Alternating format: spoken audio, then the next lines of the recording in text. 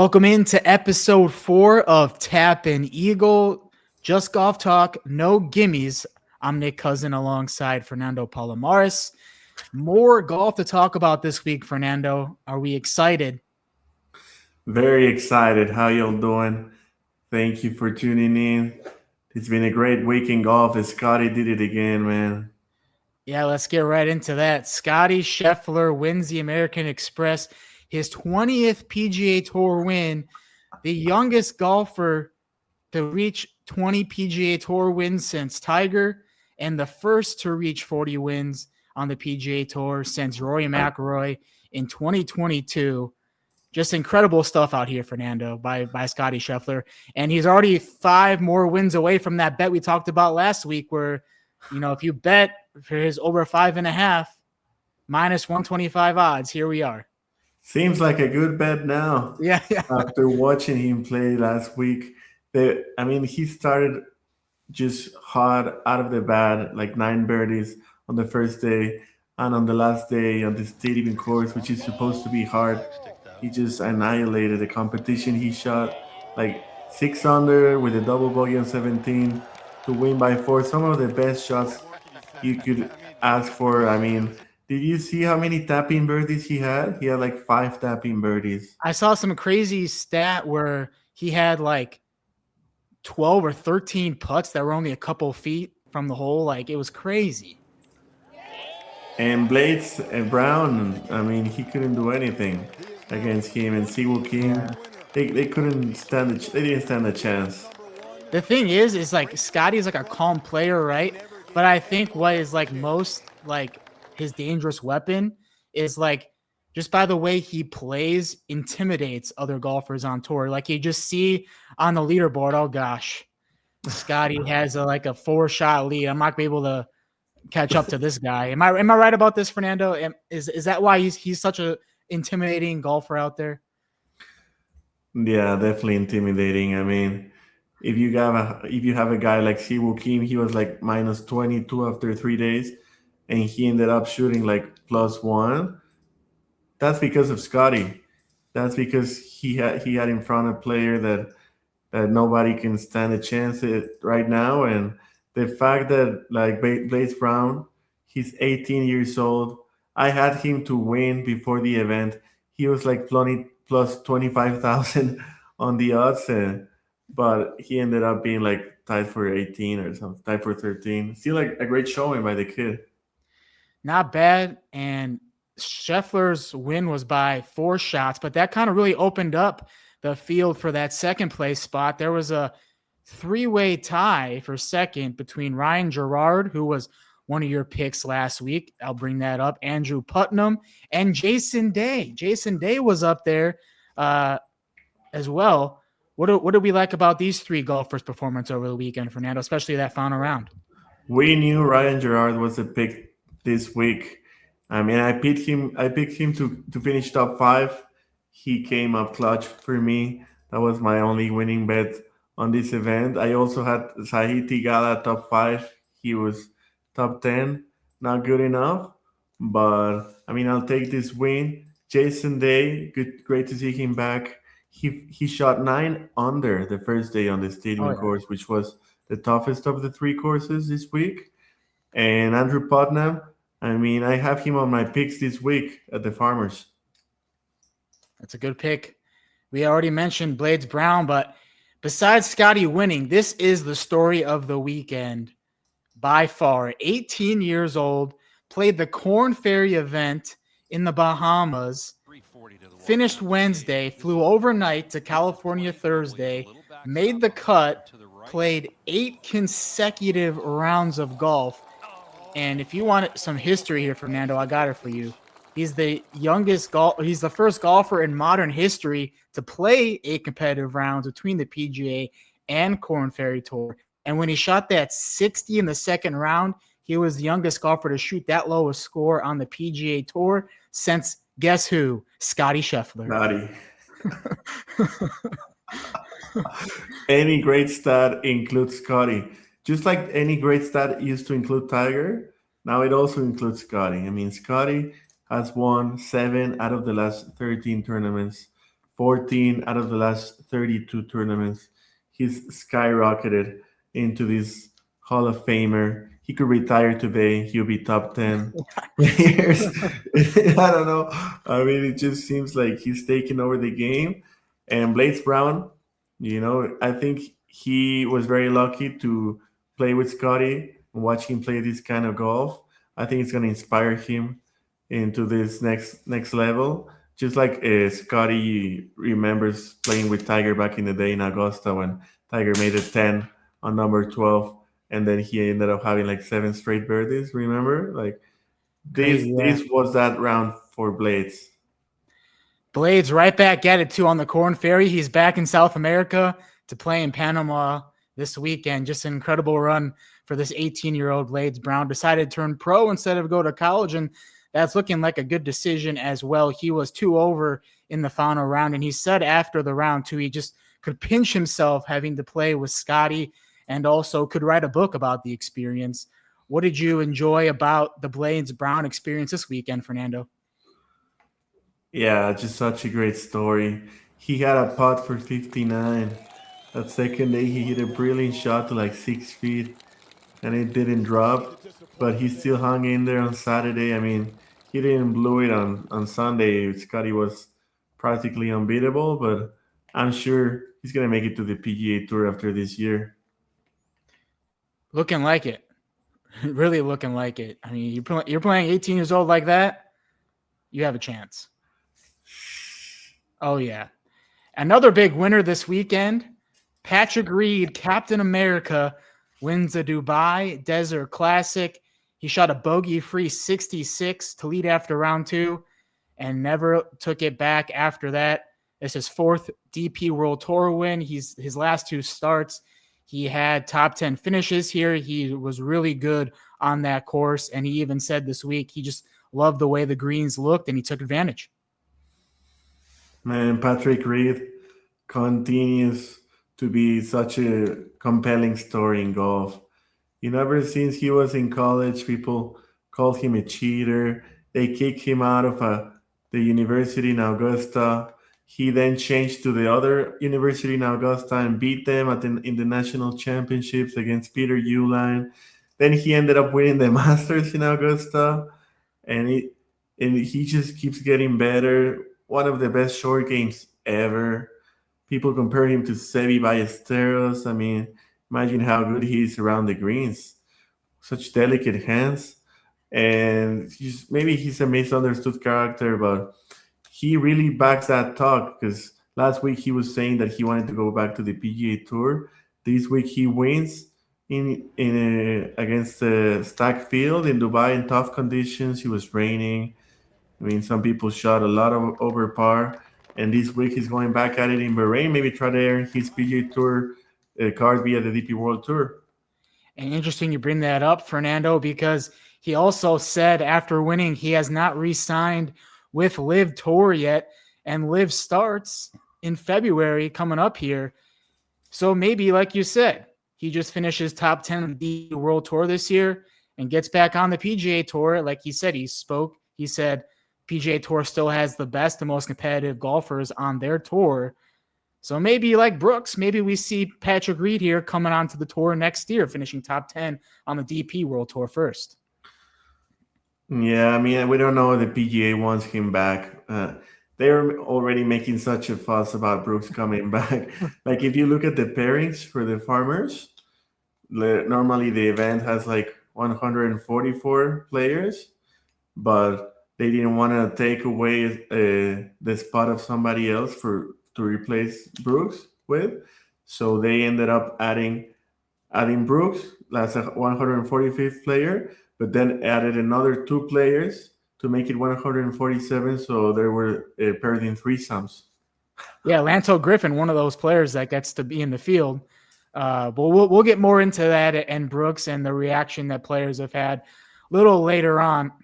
Like you said, you mentioned how Patrick Reed was compared to Seve Ballesteros. In what ways? Because they were talking about this on the broadcast all weekend long. How have you seen him most comparable to Seve's game?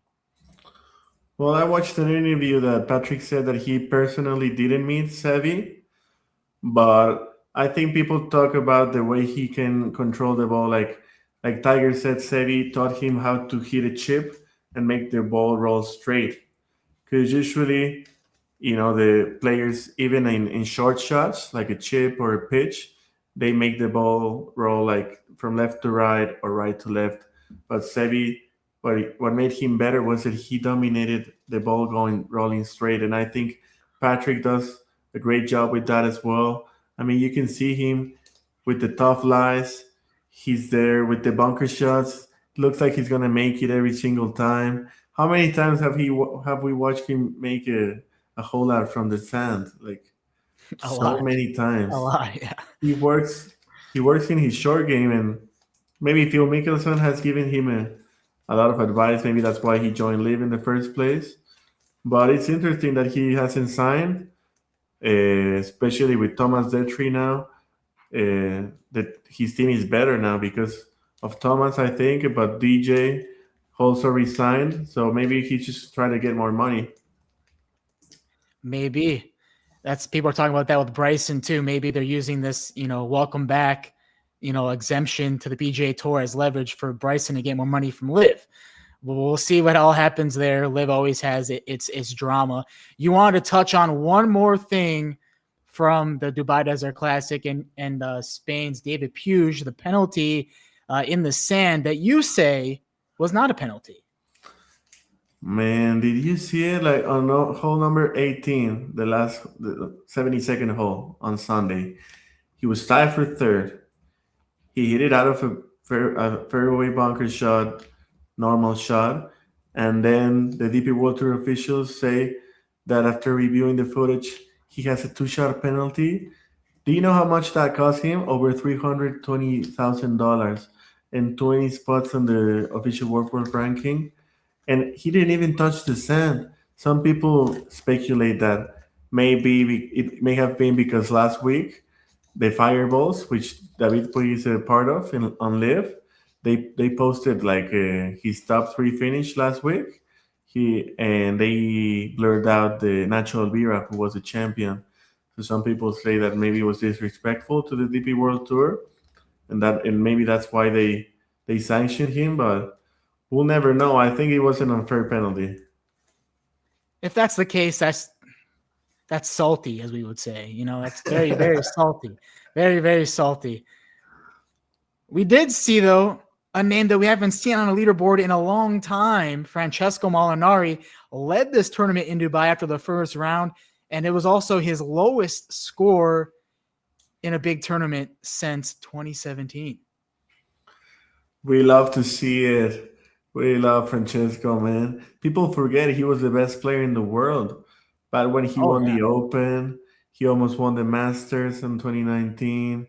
He almost won a bunch of majors. At least he won one, but he used to be the top dog, and he just fell off the earth. And his only highlight on the last few years was his holding one to make the cut at the U.S. Open. So we're really happy to see him play well because he's got the mindset. So if he's striking the ball well again, you better watch out. What do you think made him have his lowest round since 2017? What did you see out there from I him that think the was course so? was really hard this week. So I think he flourishes in these conditions. The tough it's like Brooks, the tougher it is, the better he plays. Like Yeah. Sander. Sander is one of those players as well. Let's just make it hard out here. That's why they're pros, right? Hard courses. And this is one of the more interesting stories that you pointed out to me. So Carlos Alcaraz's ex-coach, the tennis player Carlos Alcaraz, little tennis and golf collaboration here, now working with Ángel Ayora, your guy on the DP World Tour. What does this do for Angel's game to have somebody like this who has coached a 6-time major champion in tennis? Yeah, it's very interesting. To me, it says a lot about Angel. I mean, I knew he was a big talent, but this tells me that he's way better than I thought. Because Juan Carlos Ferrero, he was Carlos Alcaraz's coach. The last few years he took him to the top of the world. I mean, he himself is a former number one player in the world. So when Alcaraz fired him last year, everybody was shocked. Was like, why would you fire a guy who helped you win so much? But I mean, Djokovic did the same, and he still won a lot. So I mean, Alcaraz is gonna keep on winning, but the fact that he went with a golfer tells me that Ferrero's help comes more in the mental side of the game, and I'm sure Angel is very fortunate to have him by his side. Yeah, I was gonna say, what can a tennis coach do for a golfer?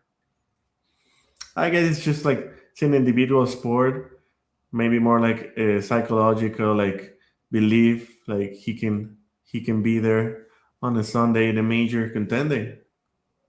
That's what you want to see. That's your guy. That's your guy. And we'll also bring him up later in I'm the writing show. this. I'm writing this guy. And we'll talk about him later in the show. And we'll that's called the tease. We'll tease it to the end. So you have to see why we're going to talk about him again. Let's go back to the PGA Tour though. Some big news this week. Justin Thomas announcing that he is aiming to make his return to the PGA Tour sometime during the Florida swing here at the start of March. He had back surgery in the offseason. He's been starting to chip and putt and do some more things into his training. Fernando, what are we most excited about with Justin Thomas saying he's coming back? Well, Justin has always been a featured player. There's a reason they always pick him in the Ryder Cup and the President's Cup. He's got the leadership. He's got like a great foundation that helps a lot of people. He's one of the best wedge players in the game. He's sneaky long. He's best friends with Tiger. So I think the tour is going to be happy to have him back and hopefully in great shape for Augusta. And he hasn't played that well, kind of like his friend Justin or Jordan Spieth. You know, they're buddies and they haven't really played their best golf. What are you looking to see from Justin when he comes back? Well, I think he has like a chip on his shoulder, maybe to prove himself again. And his dad is always like a great teacher. He was a PGA pro, and the very cool story that he won the PGA championship. So I think Jordan and Justin, I mean, they have to earn the spots back on the signature events because Justin is not in them, just as Brooks. They gotta earn it, and that's why they're on the PGA Tour, I guess, because like you have nothing is like given. I like that though, because we're gonna be able to see Brooks and Justin on a lot of these PGA Tour events that maybe, you know, if they were in the signature events, they wouldn't be playing. So that is exciting though. That is exciting.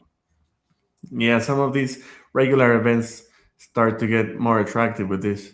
Exactly. We love to see that. And a lot of these golfers, you know, in between their time now playing on tour, also going and doing TGL. But recently, LTGL, the ladies TGL, was formed. Lexi Thompson is part of it.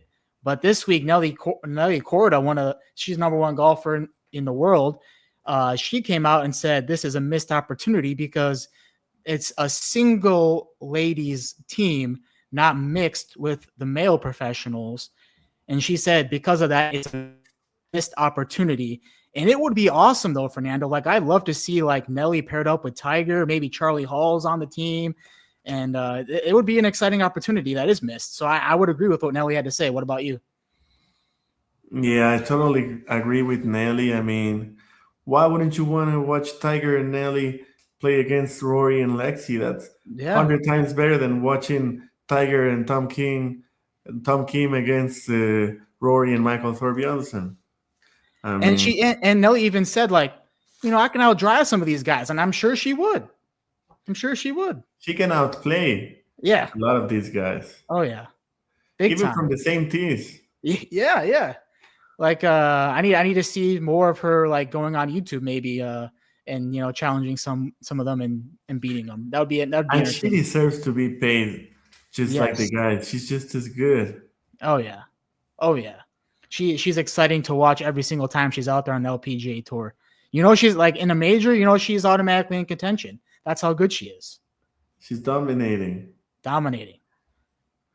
Speaking of dominating, this man's been dominating headlines for multiple weeks now. Brooks Koepka. And the reason why we talk about him again this week is because he's actually making his debut this week, Farmers Insurance. But he talked about in his press conference today some of the reasons behind making the move back to the PGA Tour. He said the big thing was his family. He was missing out on a lot of family things. His family wasn't traveling as much when he was playing on the LIV Tour, with the LIV having more events all over the world. And he had some family circumstances that happened as well, kind of late in the fall last year. He didn't really go into detail there, but he said this was pretty much a family decision. And what stood out to me too was the first phone call he said he made when he wanted to go back to the PGA Tour before any of this process even happened. He called Tiger, and Tiger helped him and the powers that be in the PGA Tour make this acceptance for him and these other players that they give this deadline for to come back. How interesting is that? Yeah, I mean, it's no surprise here. They both live in Jupiter, Florida.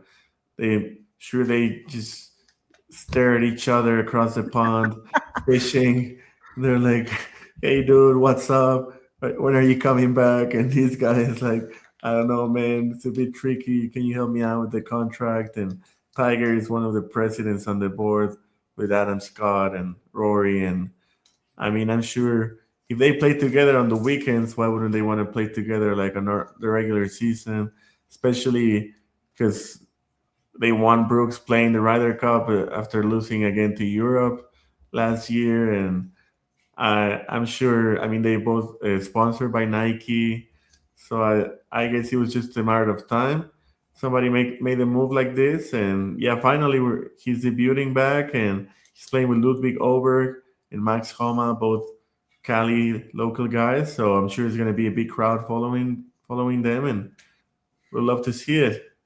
Monday, he was out on the driving range, and people were wondering what other golfers were going to do. He's getting dapped up by Harris English, who was, they played college golf together, and, a couple other guys too. What's his name? Oh, Billy Horschel came and gave him a big hug on the driving range. So the golfers accepting of Brooks being back for the most part. Yeah, I think the only guy who's not liking this move is Wyndham Clark, but he played well last week, so I'm sure he's over it now.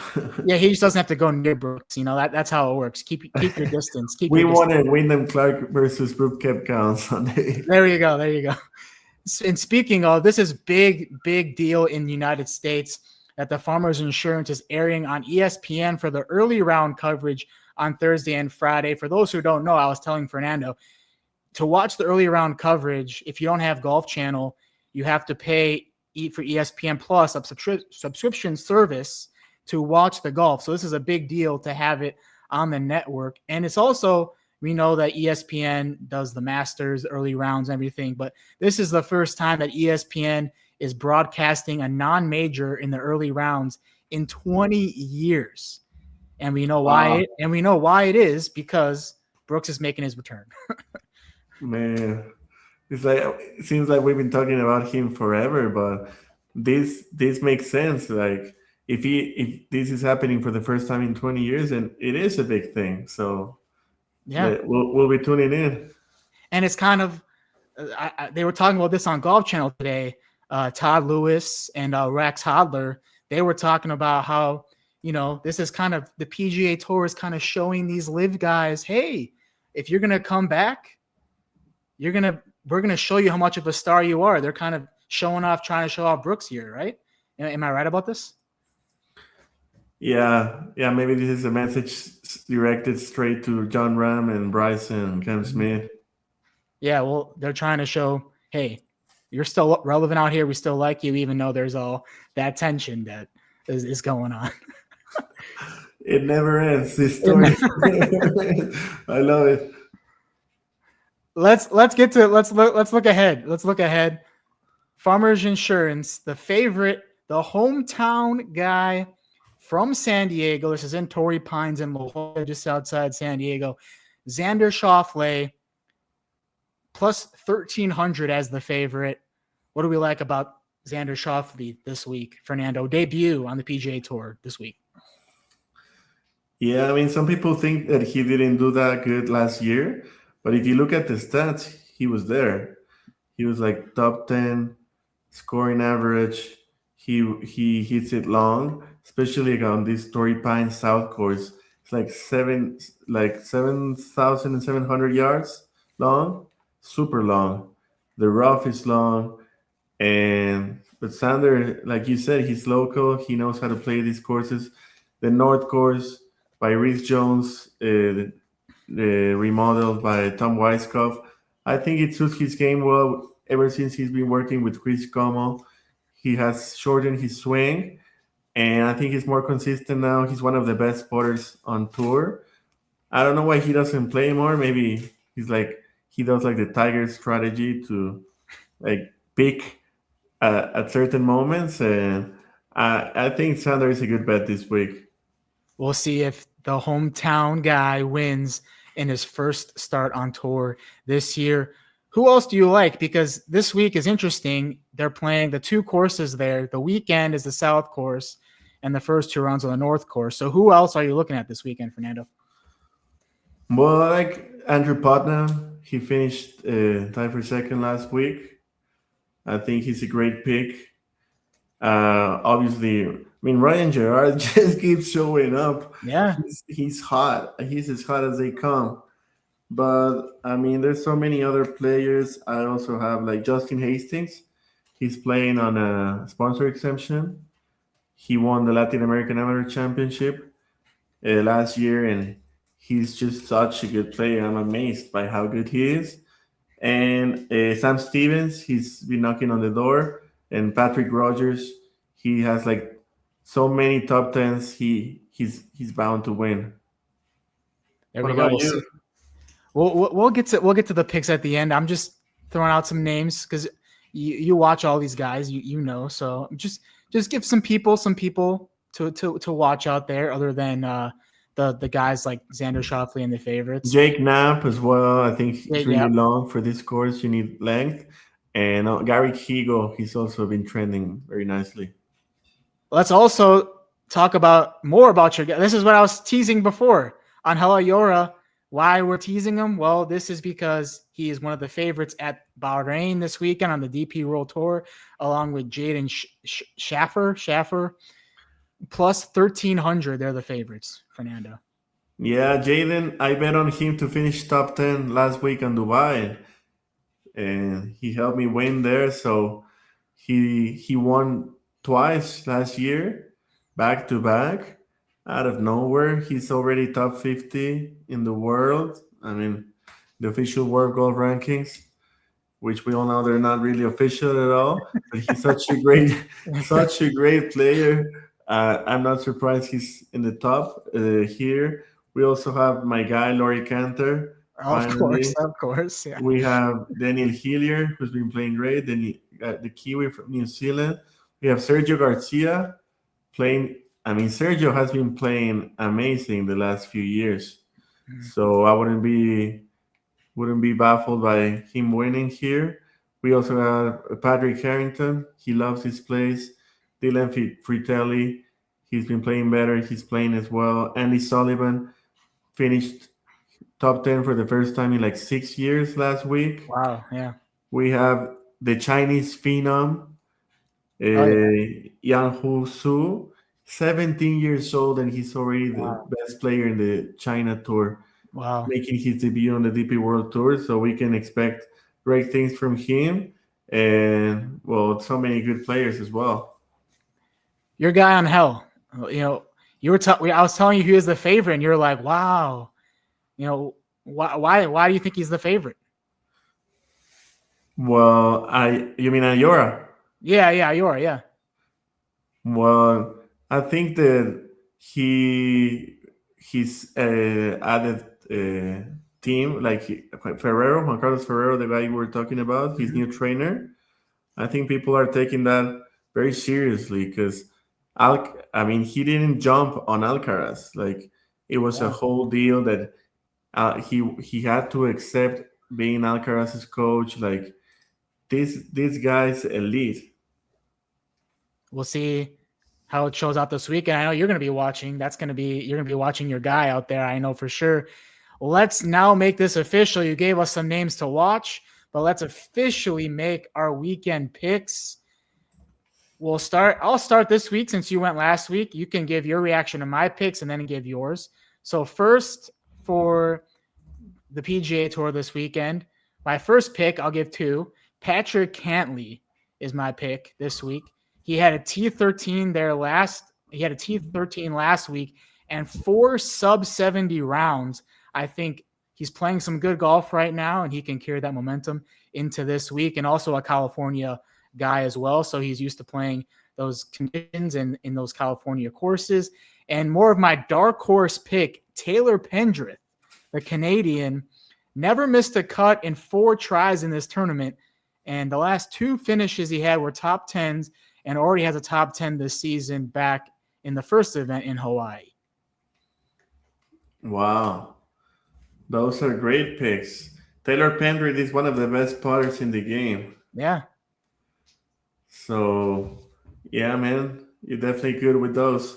I think for me, I'm going to go with Andrew Putnam and Gary Kigo. Okay, yeah. I mean, they've been playing well. They hit it long. They putt well. They have very, consistent ball striking. Like, you don't see them miss a lot of greens, and I think that's going to be key this week.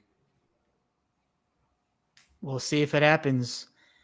Now we'll go over to the DP World Tour and the Bahrain Championship. My 2 picks again, and I'm going with Patrick Reed. I think he's going to keep this momentum going. I think he wants to get back on the PGA Tour and finish top 10 this year on the DP World Tour and not go to live. I think that's going to happen. I'm going to say that right now. You can quote me on that. Hot take. Here.